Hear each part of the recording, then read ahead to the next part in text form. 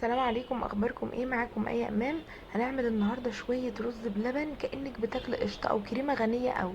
تعالوا مع بعض نشوف هنعمله ازاي. انا هقول لكم مقادير لتر واحد لبن او حليب، لكن انا كنت بعمل اكتر. اول حاجه هننقع من بالليل 3 ارباع كوبايه رز، بالظبط 150 جرام، هننقعها في كوبايتين ميه.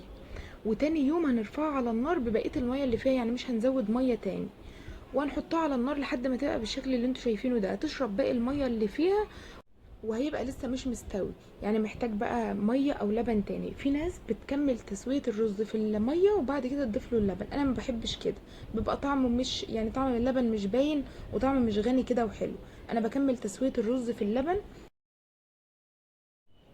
وهنسيب شويه لبن على جنب زي ما انتم شايفين كده. هقول لكم هنعمل بيهم ايه، بس عاوزه اقول لكم ان التكه هنا بقى، عشان الرز بلبن يطلع له وش وطعمه جميل واللبن فريش وطعمه واضح كده، اللبن ما يكونش مغلي.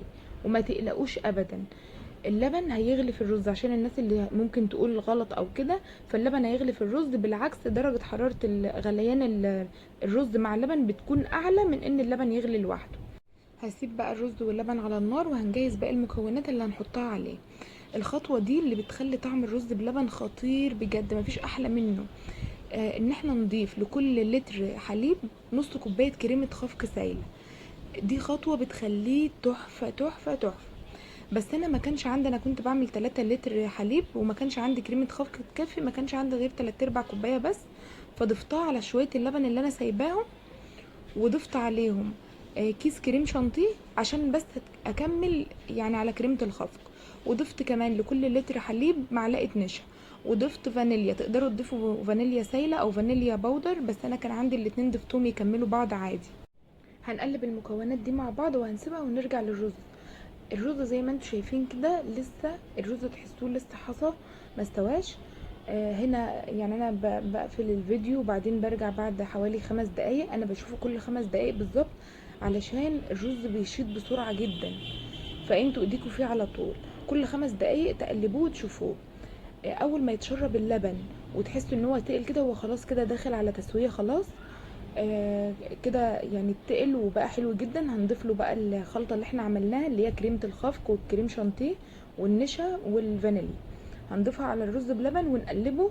هنقلب كويس، هيتقل شويه يعني مش كتير، لان انا ضايفه لكل لتر لبن معلقه معلقه نشا بس. في ناس بتضيف اكتر، بس انا بحب هو يتقل طبيعي كده، الرز هو اللي يطلع النشويات اللي فيه ويتقل اللبن. فبضيف يعني من معلقه النشا دي بس كماده ربط كده زياده، عشان الرز ما يبقاش سايل قوي. بقلب الخلطه دي مع بعض وبعدين بضيف السكر. بالنسبه للسكر، لكل لتر لبن 3 ارباع كوبايه سكر، يعني من نص لتلات ارباع. يا ريت ما تعدوش التلات ارباع وما تقللوش عن النص، هو على حسب يعني على حسب رغبتكم طبعا، بس هو 3 ارباع بيكون مظبوط جدا وكويس. هنقلبه زي ما انتم شايفين كده وهسيبه يبرد شويه.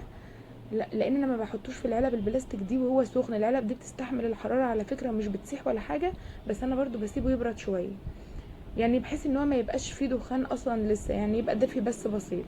وبعدين بضيفه زي ما انتم شايفين كده، ما شاء الله قوامه تحفه وطعمه غني جدا من كريمه الخفق. انا كل مره بضيف كريمه خفق بس، لكن المره دي زي ما قلت لكم ما كانش موجود عندي، فكملت بكريم شانتيه. واصلا طبعا بيتعمل بكريم شانتيه ويتعمل من غير اصلا كريمه خفق ولا كريم شانتيه ولا اي حاجه، بس دول بيخلوا الطعم غني كده وطعمه فعلا زي القشطه، هو اصلا شكله باين عليه. ما شاء الله، بالهنا والعافيه يا رب للي خده. انا زي ما قلت لكم، انتوا ممكن ما تضيفوش اي حاجه، بس اهم نقطه يعني ما نستغنوش عنها ابدا، هي ان اللبن يكون دسم، يكون لبن بخيره ودسم وفي كل الدسم بتاعه، ما يكونش منزوع الدسم مثلا، او يكون اللبن اللي هو المعلب ده، يا ريت يكون من عند اللبان ويكون لبن دسم وحلو. وعايزين بقى تخلوه غني وطعمه تحفه، ويعني ما يتقارنش باي رز بلبن من اي مكان.